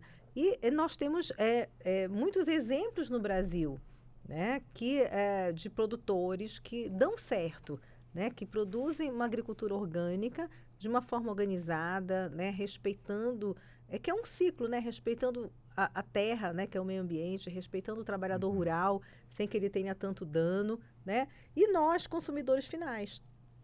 Então, existem excelentes exemplos no Brasil que isso dá certo. Ele só precisa ser incentivado, tá? E aí eu volto para a tecla, né, da educação, né, do processo de qualificação, né, e aí se a gente consegue fazer com que esse trabalhador rural, né, ele seja educado, né, do ponto de vista de conhecimento, tá? Ele seja informado, tá? Ele também vai ter escolhas, né, do que ele quer para ele, do que ele pode, né, aquele poder de escolha, tá? Para a sua região, né? Para a sua plantação, né? Para a sua propriedade. Tá? Educação também para que você consiga agregar valor nas cooperativas, né? Que ela tenha poder maior para a venda, para a comercialização. E aí a gente também abre um outro campo, né? Que é escoar produção, né? Acesso, venda. Então, quando a gente trabalha com o pequeno, né? E quando a gente no SUS, a gente trabalha com esse que está aqui na ponta, né? Esse que às vezes está excluído desse processo, para ele é tudo muito mais difícil, né? Para ele é tudo muito mais complicado. Então, realmente, esse olhar precisa chegar naquele que está na ponta. Tá? Para quê? Para que a gente se torne realmente um país produtor, né? E uma produção efetiva, né? De excelência, né? Não só para o grande produtor, mas para o pequeno produtor. Né? O que ele precisa na realidade? Ele precisa de apoio e de conhecimento, tá? Porque às vezes ele utiliza um agrotóxico não permitido para aquela cultura, porque de alguma maneira ele foi mais barato para aquisição. Né? De alguma maneira alguém ensinou, ele não teve chance, né, de ter uma consultoria, né? De um técnico, né, quem quer que seja, para ensiná-lo. Mas é desse que nós estamos comprando. Né? É esse que está colocando esse produto na nossa mesa. Tá? Porque o grande está indo para exportação. Né? Então, olha o nosso olhar. Né? Então, por isso que a qualificação e esse cuidado é muito importante. Antes de eu formular uma pergunta ao doutor Caio, ele quer utilizar a palavra aqui sobre o que a doutora André pontuou. Reforçar 2 pontos que a doutora André foi muito feliz na sua fala. Política agrícola não é só crédito rural. A gente tem que ultrapassar essa barreira, superar essa mentalidade. Não é simplesmente fornecer crédito subsidiado a produtor rural. Até porque esse crédito está chegando lá no pequeno produtor, está chegando no médio produtor, nem sempre. Os requisitos são muito elevados. Os critérios são muito elevados. E muitas vezes o pequeno produtor não tem esse conhecimento, essa assessoria, não tem acesso a esse conhecimento para ter acesso a esse tipo de financiamento. Então, não é só preocupar quanto é que o Plano Safra vai trazer de bilhões para o Banco do Brasil aportar. Política agrícola tem que ir além disso. Tem que chegar no ponto do conhecimento, da qualificação técnica. E aí eu entro no segundo ponto que a doutora foi muito feliz em mencionar. O nosso estoque de infraestrutura para escoar a produção é muito fraco, é muito ruim. E isso dificulta, de fato, a inserção do pequeno e médio produtor nos grandes fluxos, né? Até para ser um futuro exportador. Existe um dado, eu acho que do DENIT, que 85% das nossas rodovias não são pavimentadas. Então veja a dificuldade desse produtor que está lá nos rincões do Brasil para escoar sua produção, para se inserir nesse fluxo de negócio, de comércio, é muito complicado. E aí demanda ações governamentais de fato para melhorar a qualidade desses investimentos em infraestrutura, para não ficar só no crédito rural, para levar conhecimento a esse produtor que está lá na ponta, para que ele possa sair de pequeno e médio para grande também.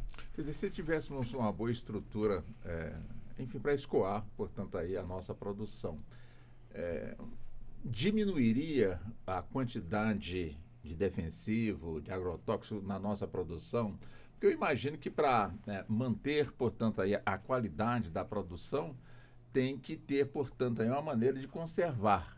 Essa conservação viria através do agrotóxico? Não viria através do agrotóxico? Essa pergunta também caberia para a doutora André, como também cabe para o doutor Minaré, mas eu pergunto para o senhor, doutor Caio, ou seja, hoje se fala muito e se combate muito também a questão, portanto, aí do contrabando de fertilizante, de agrotóxico, como também a falsificação desses produtos por indústrias, imagino que falsas, né? Porque as que estão bem instaladas jamais fariam, portanto, um papel desse. Quer dizer, são pontos que, no caso, o pessoal do campo tem que ter esse conhecimento, ou tem esse conhecimento, doutor Caio? Eu acredito que sim, porque tudo é custo. Veja bem, se você tem uma infraestrutura para escoar sua produção, você ganha em tempo, você escoa mais produto em menos tempo e você reduz preço de frete. Eu vou dar só um exemplo totalmente lateral aqui. O nosso estoque de rodovias é ruim, como eu disse. E o nosso estoque de ferrovias é ainda pior. Nós temos muito poucas ferrovias para escoar a produção. A ferrovia Norte-Sul acabou de ser concluída quase 40 anos depois do começo das obras. Veja o quanto a gente não poderia ter avançado mais na produção nesse período. Isso dificulta, sim, a competitividade do pequeno e médio produtor. Então, entra na questão do defensivo, entra na questão do custo do frete, entra na questão da logística, isso tudo é na ponta do lápis. Isso aí, com certeza, influencia, sim. Doutora, antes de passar para o doutor Minara, doutor André, quer dizer, essa questão, né, de aumentar a dose, portanto, do agrotóxico para conservar o produto, tem algum fundamento de verdade nisso ou não? Na realidade, assim, se utilizar de forma correta, né, dentro da dosagem permitida, indicada na bula do produto, né, lembrar que o agrotóxico é um produto, tá? E ele tem um rótulo, e tem uma bula, e tem como, né, dizendo o manual de instrução lá, se quanto que vai aplicar na cauda, quanto que vai aplicar no produto. E, às vezes, o trabalhador rural, ele tem a falsa impressão, né, que se ele aplicar um pouquinho mais, né, aquele produto vai ser melhor, né, ou vai ter menos praga, ou ele vai ter o melhor poder para comercializar. E aí eu digo isso porque a gente atende na prática, né? Só dando um exemplo, firmas de desinsetização que trabalham com agrotóxicos, né, que estão dentro das nossas casas.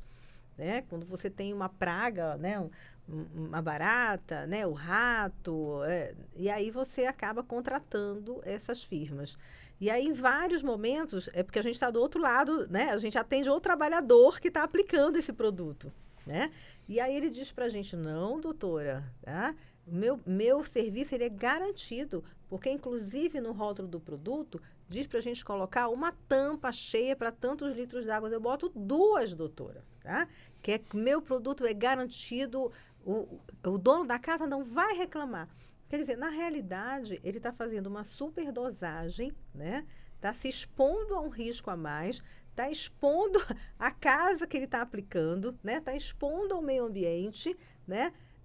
Por desconhecimento, né? Nem sempre utilizando a mais eu vou ter essa garantia, muito pelo contrário, né? Acaba que eu vou contaminar muito mais, né? Mas eu vou ter uma superdosagem para aquela planta, né? Ou para aquela fruta, tá? Eu vou ter muito mais resíduo, mas isso não vai dar garantia, né? Que ela vai ter uma maior durabilidade ou não, tá? Então, é o ponto que eu quero chegar, né? Então, assim, houve um estudo prévio, né, para aquela cultura. Sim. E aquele estudo, né, tem que ser obedecido. E, às vezes, o agricultor rural ele tem a falsa impressão, ou qualquer outro trabalhador, né, que está exposto nessa linha do agrotóxico, que se utilizar mais vai ser melhor, tá? E aí, só para eu não perder o raciocínio, né, lembrando um pouco do gancho, a gente tem realmente uma população muito empobrecida, né, e o trabalhador rural está extremamente empobrecido nesse cenário. Tá? Há uns anos atrás, nós fazíamos um ambulatório, né, em que o trabalhador rural vinha ao nosso serviço. Só que o custo do transporte ficou tão caro que a gente começou a notar que ele não vinha para o serviço, ele não vinha para as consultas. Né, que a gente tem um projeto, então nós temos um grupo que vai antes para aquelas áreas previamente determinadas pela Emater. Então a gente faz o acompanhamento, faz boas práticas de utilização de agrotóxico, né, aquela educação em saúde, faz o exame, né, toxicológico, colhe exame de sangue, e aí depois a gente vai no segundo momento para avaliar os exames e fazer a consulta clínica. E ele não ia. E por que ele não ia? Porque é caro ir.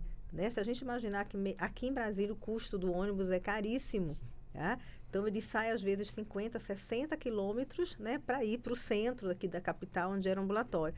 Então, nós invertemos o processo. Hoje, a equipe de saúde, vai até ele. Tá? Então, a gente mapeia, né, e faz um trabalho junto com as unidades básicas, junto com a Emater, junto com a associação, né, lá. Então, a gente atende aonde pode. E eu digo porque essa é uma realidade, né, daqui, que é nossa, daqui do Centro-Oeste, mas, de repente, é uma realidade que pode ser vivenciada, né, por outras unidades federativas, né, outros grupos de saúde que atendam esses trabalhadores. Então, nós que estamos na ponta atendendo o pequeno, a gente percebe a sua dificuldade, a sua luta diária e realmente o seu poder aquisitivo que vem diminuindo ao longo dos anos. Doutor Minari, claro, quando a gente fala, portanto, da indústria, enfim, de fertilizante, de agrotóxico, indústria instalada aqui no nosso país, a gente faz aqui um paralelo de outras indústrias. A exemplo da indústria do tabaco, a exemplo também da indústria, vamos colocar assim, enfim, vamos fechar aqui com a indústria do tabaco, que tem a indústria também de bebida alcoólica, que tem as suas responsabilidades sociais. Quer dizer, o senhor que é um estudioso na área, especialista, portanto, na área, quer dizer, existe também, através de legislação brasileira, essa imposição ou esse entendimento de que a indústria, enfim, que produz, portanto, aí fertilizante, que sabe os efeitos que provocam, portanto, aí, principalmente no campo, principalmente. Quer dizer, essas empresas têm a sua responsabilidade também social, ou seja, o dano que é causado fisicamente nas pessoas, como também na própria agricultura. Essas empresas têm as suas responsabilidades sociais ou as suas responsabilidades no total? Olha, especificamente no que diz respeito à indústria de agrotóxicos, por exemplo, eles têm a legislação que estabelece a necessidade de desenvolver um produto, de ter o registro o registro feito antes de colocá-lo à venda. Então, uma indústria, ela faz ali, desenvolve um produto, faz os ensaios, os estudos, encaminha aos órgãos, como o Dr. Caio comentou no início, é uma análise que envolve o Ministério da Agricultura, Meio Ambiente e Saúde. Esses órgãos analisam essas informações que a indústria passa. Se entender que ainda faltam informações, eles pedem mais informações, aí eles vão analisar e vão dizer, olha, ele pode ser vendido. E ele pode ser vendido e utilizado para este fim nestas condições. Bom, então, o argumento, né, que se tem aqui, uma vez que passou por esse crivo e determinou onde, como e de que maneira utilizar, você utilizando daquela forma é seguro. Ou seja, então não teria necessidade de ter alguma compensação, porque ao falar que teria uma compensação, já estaria implicitamente reconhecendo que mesmo utilizando daquela forma teria um risco. Isso pode ser caro para a indústria. Então, nós não temos estudos de forma efetiva, temos alguns, mas não temos estudos de longo prazo, principalmente que vincule de uma forma objetiva essa relação do uso de pesticidas de maneira correta ou incorreta com algum tipo de doença. Isso seria interessante, né, fazer em grupos, né, de longo prazo. Tem alguns, mas poderia ser feito mais, né? Então, diante desta situação, você tem uma legislação e uma cultura com relação a esses produtos que é daquela, ou seja, utilizou de forma adequada, você não tem risco. Então, não teria que ter um impacto fiscal ou de custo para essas indústrias, porque essas indústrias repassariam esse custo para o produto e você teria um produto mais caro que o agricultor teria que repassar para o consumidor, que teria, consequentemente, um alimento mais caro. Então, nós temos essa situação, né? Tem algumas iniciativas interessantes que a indústria fez, por exemplo, que estruturou o programa de logística reversa de embalagens, né? Então, ela manda o produto e passa recolhendo, tem os pontos de entrega que o agricultor entrega, melhorou muito. Esse programa é o melhor que tem no mundo. O programa de logística reversa de embalagem de agrotóxicos no Brasil é o melhor que tem no mundo. Mas é um ponto da cadeia, né? Ou seja, a recolha daquele produto. Mas a efetividade de bons estudos relacionando esta prática à saúde ainda é muito aquém do que deveria ter, né? Então, este é um ponto. E uma alternativa a esta situação, eu acredito que seria a redução do uso, a racionalização do uso, e aí através de novas práticas agrícolas, né? Que seria uma mudança, tanto de cultura do agricultor, um incentivo às novas práticas, né? E até uma análise dos currículos das nossas universidades. Até que ponto os currículos das nossas universidades de agronomia estão influenciados por uma pauta da indústria de agrotóxicos? Quantas horas-aulas um agrônomo tem de uso de pesticida químico e quantas horas-aulas esse mesmo agrônomo tem de uso de produtos biológicos? Nós temos uma massa crítica ou temos pessoas que são mais propensas a pensar com assentimento, né? Com aquela crença.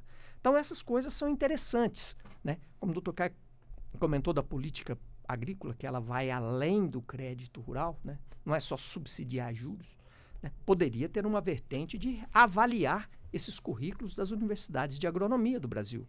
Como que estão ensinando os profissionais? Qual a visão crítica? É balanceado? Aprendem o suficiente tanto do biológico quanto do químico, ou o químico tem uma preponderância? Isso é muito importante, porque sem essa conscientização, sem essa estrutura de mudança, fica difícil mudar o comportamento do agricultor lá embaixo. Doutor Caio, é importante que o agricultor adquira, acima de tudo, né, o fertilizante, o defensivo agrícola ou o agrotóxico de uma fonte que tem ali todo um padrão de estabelecimento, ou seja, que emite nota fiscal, que é fiscalizada, que segue toda uma regra e que, acima de tudo, tem a devida autorização do Estado para poder ali estar instalada, para poder ter aquele ramo de negócio. Por que eu faço essa pergunta para o senhor? Infelizmente, no nosso país ainda se enfrenta bastante aí aquilo que é falso, né? Ou seja, o que é falso que passa para muitos como se fosse com a mesma eficiência do verdadeiro, só que com a diferença.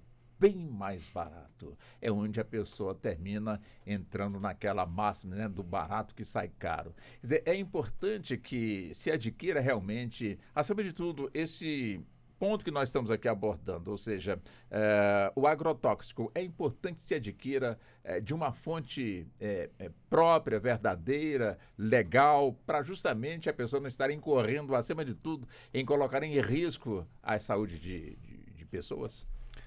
Com certeza. E aí nós retomamos aquele ponto do papel do Estado na promoção dessa política agrícola.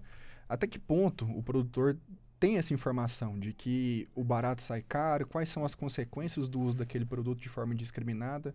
Porque a gente não pode esquecer que a terra é a fonte de subsistência e a fonte da produção do produtor rural. Então, se é um produto que prejudica a própria produtividade da sua lavoura, ele vai estar se prejudicando e às vezes nem tendo consciência disso, né, conhecimento disso. Então, é papel do Estado também levar essas informações, fazer essas políticas educacionais, campanhas educacionais para levar isso ao produtor, de que, de fato, o barato sai caro e que deve-se priorizar produtos de boa procedência. O Supremo decidiu sobre a questão da pulverização. Quer dizer, no Ceará, agora se proibiu, né? Ou seja, a lei cearense está valendo. Quer dizer, se alguém aqui em Brasília, de alguma forma, numa das nossas áreas aqui agricultáveis, perceber, e temos, né? Aeronaves, de alguma forma, pulverizando aí plantações. Suponhamos que essa pulverização seja com agrotóxico.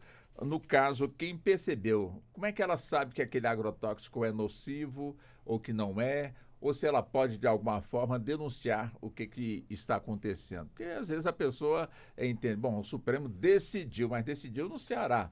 Quer dizer, não chegou, portanto, a nível de território nacional. De que forma a pessoa pode agir diante dessa constatação, doutor Caio? Importante fazer a parte que você fez, Walter, de que, de fato, a decisão do Supremo, ela não proibiu de forma discriminada a pulverização aérea. Ela simplesmente, a Suprema Corte simplesmente decidiu que uma lei estadual pode restringir, mas isso não tem aplicabilidade automática para todos os estados da federação. Eu confesso que eu não conheço, assim, se Brasília tem uma lei a esse respeito, mas tem, a doutora está gesticulando aqui que tem sim.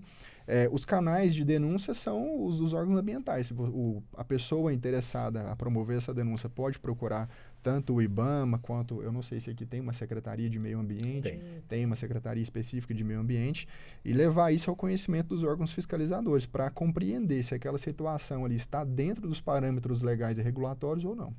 Perfeitamente. Agora, doutora Andréia, quer dizer, a gente está falando aqui justamente de praga, defensivo agrícola, enfim, agrotóxico. Quer dizer, a praga ela é mutante, ou seja, aquele agrotóxico chegou e acabou com aquela praga. Bom, estão livres dela. Por que ela volta com o mesmo formato, o mesmo DNA, ou ela é mutante, muda? Como é que funciona essa questão no campo científico, doutora? Só antes de responder isso, o Distrito Federal ele tem uma legislação, né, restritiva acerca da pulverização aérea, né, o que é muito bom. Mas a gente não pode esquecer que a gente está no meio, né, de outros cenários e que é permitido. Então, eu acho que o que aconteceu, né, e que o Ceará, né, foi muito feliz nessa legislação, é que a partir da sociedade civil organizada, né, as universidades, né, os legisladores comecem a repensar também nos seus estados, né? Será que a gente precisa mesmo de pulverização aérea? Tá? Porque se abriu um grande caminho agora. Tá? Então, eu acho que isso é muito, muito importante. Existem algumas leis municipais restritivas também, tá? Mas eu acho que a gente teve um ganho enorme, né? Então, acho que a gente tem que aproveitar essa janela de oportunidade, né, desse momento, né, para que outras federações se estimulem nesse cenário, tá? E voltando para a sua pergunta, né, quem dera, né, que elas não fossem tão sabidas, né, e acabam que existem mutações, elas ficam resistentes, né, aos produtos, então novos produtos, né, têm que ser desenvolvidos para combater às vezes as mesmas pragas, né. A semelhança é dos vírus, das bactérias, dos fungos, né, no caso da saúde humana, né, dos antibióticos, que a gente acaba tendo resistência e tendo que descobrir moléculas, né, maiores, né, e diferentes para combater aquelas mesmas doenças que anteriormente a gente combatia de uma forma muito mais satisfatória. Então, isso é um desafio, sim. Tá? Eu tenho uma praga, né, resistente e que eu vou precisar de outros produtos ou da mistura de produtos, tá? Uma coisa que que acabou que eu não citei aqui, mas o trabalhador rural, ele não está exposto a um agrotóxico. Ele está exposto a vários agrotóxicos, né, dentro do seu ambiente de trabalho. Se eu tenho várias lavouras, né, se ele planta milho, se ele planta soja, se ele planta hortaliça, se ele planta... E aí, quando a gente faz a nossa anamnese e a gente pergunta para ele quais produtos o senhor utiliza, ele cita para a gente uns 6, 7, 8, 9 produtos. Tá? E o que esses produtos fazem em termos de interação? Né? Porque esses produtos são estudados, né, do ponto de vista acadêmico ou do ponto de vista da indústria, ou produto sozinho em cima da praga ou produto sozinho, né, na ação humana, né, sobre a saúde humana.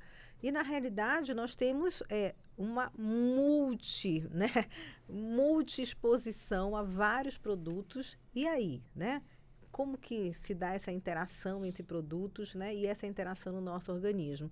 Então, para nós que estudamos isso há muito tempo, também é um desafio. Tá? Então, por isso que o uso racional é muito importante, né? Porque tem um produto que é utilizado lá na hora que planta, né, depois que cresce um pouquinho, né, na hora que vai colher. Então, é muito produto que se utiliza. Tá? Então, a gente tem que realmente voltar para a pauta, né? Eu acho que não tem que sair de pauta, a mudança do processo produtivo e o uso racional desses agrotóxicos. O bioinsumo doutor Reginaldo, de alguma forma, seria uma concorrente da indústria de agrotóxico? Ou seja, equilibra a situação? Ou alguém acha que não pode acontecer? Como é que o senhor vê essa iniciativa do bioinsumo, que de alguma forma vem ganhando força aqui no nosso país? Sim, nos últimos anos ganhou muita força e é um concorrente enorme do produto químico, tanto do pesticida quanto do fertilizante químico. Concorrente em termos de eficiência? Concorrente de mercado e também de eficiência. Muitos já utilizam os bioinsumos e deixaram de utilizar insumos químicos, não só em pequena, mas em grande escala. No passado, tinha essa dúvida se o uso de produtos biológicos seria possível escalar, né? Ou seja, você deixar de ser uma cultura de nicho e passar para a grande agricultura. Já foi demonstrado na prática no Brasil de que você utilizar em grande escala é absolutamente viável, né? Temos grandes agricultores aqui no Distrito Federal, aqui, por exemplo, em Cristalina, que é aqui do lado, Rio Verde, Mato Grosso, São Paulo, Paraná, muitos estão utilizando. E não só produtos, mas também processos de agricultura. Então, é uma nova agricultura movida a produtos naturais. Por exemplo, essa agricultura regenerativa ela tem 3 elementos fundamentais. O primeiro é o remineralizador, ou pó de rocha. O segundo é o uso de bioinsumos. E o terceiro de plantas de cobertura, para não deixar o solo exposto ao sol. O remineralizador, ele é o pó de rocha.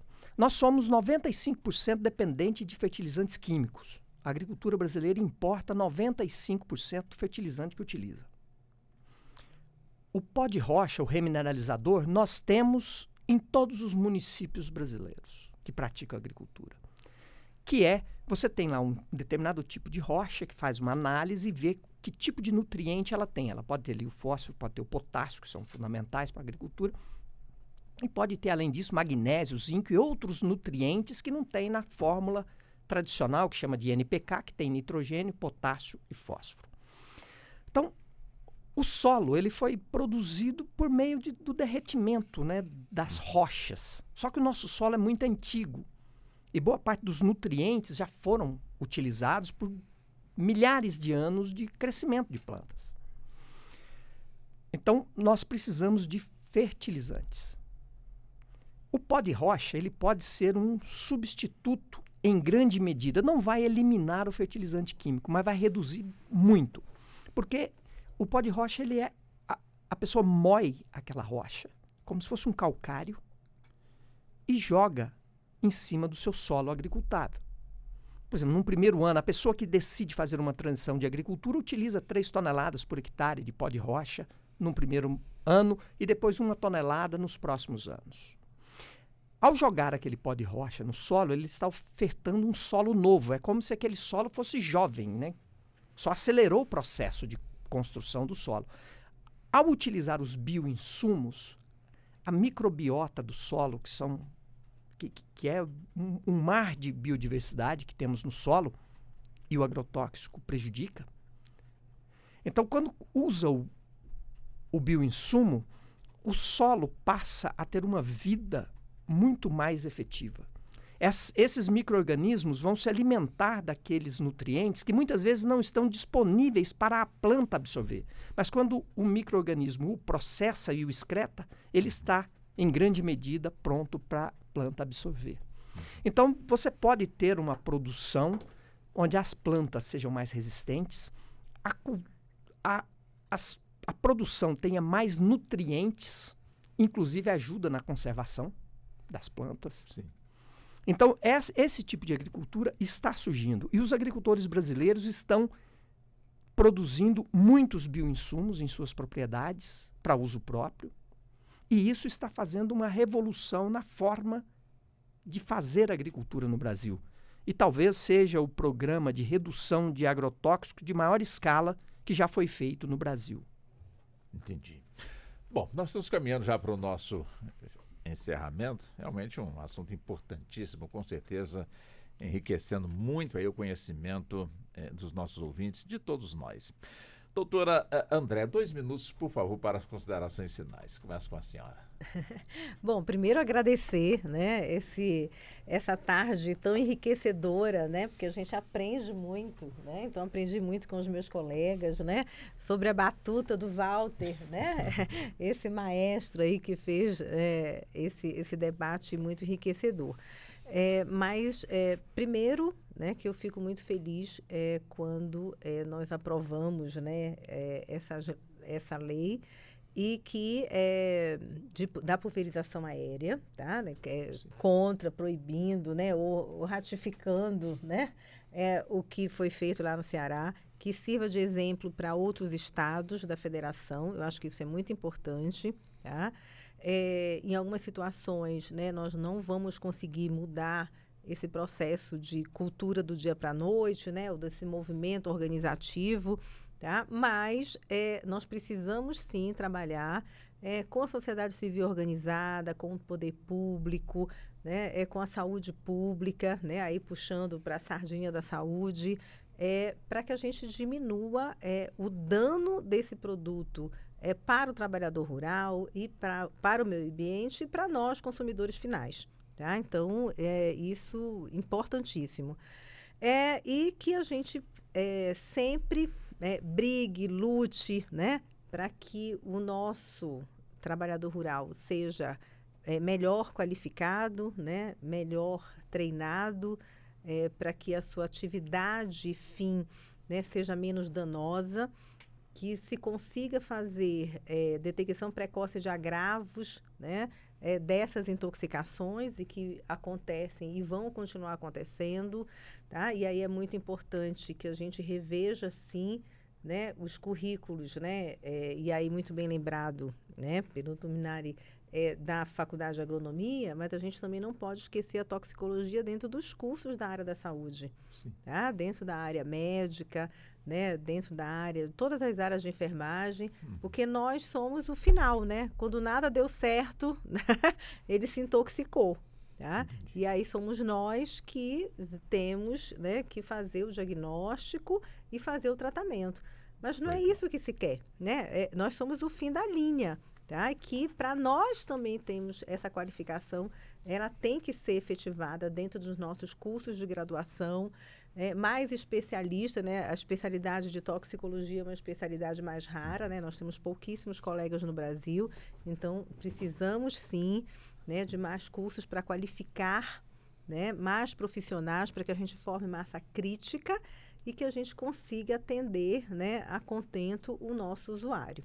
Tá? Pois não. Então, muito obrigada. Doutor Caio Freitas também, por favor, 2 minutos para as considerações finais. Primeiramente, eu agradeço mais uma vez o convite, a oportunidade de estar aqui. É sempre um prazer muito grande, uma satisfação realmente estar aqui na Rádio Justiça. Como disse a doutora, com esses debates tão enriquecedores, né? Aprendi muito aqui com os meus debatedores, espero também ter contribuído com alguma coisa. E, enfim, a decisão do Supremo é paradigmática, né? Agora, de fato, é esperado que os estados tomem iniciativas semelhantes, estão amparados pela decisão do Supremo, e eu acho que é uma excelente oportunidade, então, como disse o doutor Minaré, do setor se reinventar, olhar outras formas de produzir que não envolva a pulverização aérea. É uma oportunidade para o agronegócio repensar os seus métodos produtivos, e, como a gente comentou aqui mais cedo também, uma importante oportunidade para o Estado ajudar nessa transição. A decisão do Supremo não estabeleceu uma regra de transição, né? Mas cabe ao Poder Executivo, por meio de seus órgãos técnicos, ajudar, dar apoio a esses produtores rurais que certamente os pequenos e médios terão dificuldades na troca dessa forma de combater as pragas em suas lavouras, justamente pela dificuldade técnica e financeira que tem. Mas é isso, é agradecer, me colocar à disposição sempre que vocês precisarem e desejar uma excelente tarde a todos. Doutor Minaré, por favor, também, 2 minutos para as considerações finais. Bem, fato é que a decisão do Supremo já está posta, né? Ou seja, é uma realidade para o Estado do Ceará a proibição da pulverização aérea de agrotóxicos. É uma situação que precisa, né, ter aquela máxima, né, do fazer do limão a limonada, né? É importante que o Estado do Ceará e também o governo federal aproveite esta iniciativa, né, e procure ajudar os agricultores que utilizavam esse serviço de pulverização aérea a encontrar a sua alternativa. Se química, se biológica, né? Talvez algum bioinsumo poderia ajudar, alguma bactéria a controlar essas pragas que antes era controlada pelo químico. E a partir daí, já ter um caso concreto de estudo com processo, né, de transição, de substituição ou de produto e processo, ou de processo, né? E o Brasil poder olhar esse estudo de caso como um exemplo de como fazer, de repente, uma transição em outras áreas, né? Restringindo, ou se não tudo, pelo menos em parte onde é mais próximo às aglomerações urbanas, que são exemplos que nós já temos aí. Mas, de toda sorte, a decisão do Supremo está tomada, deve ser cumprida e é uma oportunidade para buscar esses ensinamentos e desenvolver tecnologias para fazer essa transição. Perfeito. Apenas ressaltando aqui que a indústria de fertilizantes aqui no nosso país, agrotóxicos, elas, é claro, estão instaladas dentro da lei e atuam dentro da legalidade. De forma alguma, pretendíamos, de certa forma, mostrar o contrário. Muito pelo contrário, é mostrar a legalidade da indústria, e o que foi questionado aqui justamente essa questão, né, da pulverização e outras coisas mais. Apenas deixando esse ponto bem claro. Doutora André, muito obrigado pela atenção aqui conosco na Rádio Justiça. Até uma próxima oportunidade. Eu que agradeço. Doutor Caio, muito obrigado ao senhor. Veio de Goiânia, volta para Goiânia, para nos dar este prazer, né, de estar conosco aqui nos estúdios. Foi uma honra para nós também recebê-lo, doutor Caio. Eu aguardo a próxima convocação. Obrigado. Muito obrigado. Doutor Minaré, da mesma forma, é sempre um prazer debater com o senhor temas tão importantes como esse que nós trouxemos aqui na Rádio Justiça. Eu que sempre agradeço a confiança, o convite. E uma boa tarde a todos os colegas da mesa, a você, Walter, e aos nossos ouvintes. Muito obrigado ao senhor. Programa que teve a minha apresentação, Walter Lima, produção de Ana Cláudia Possati, trabalhos técnicos do Neto Silva e a coordenação de jornalismo da Bárbara Michelini. A todos os nossos cumprimentos, nosso boa tarde e até o nosso próximo encontro. A Rádio Justiça apresentou Justiça na Tarde.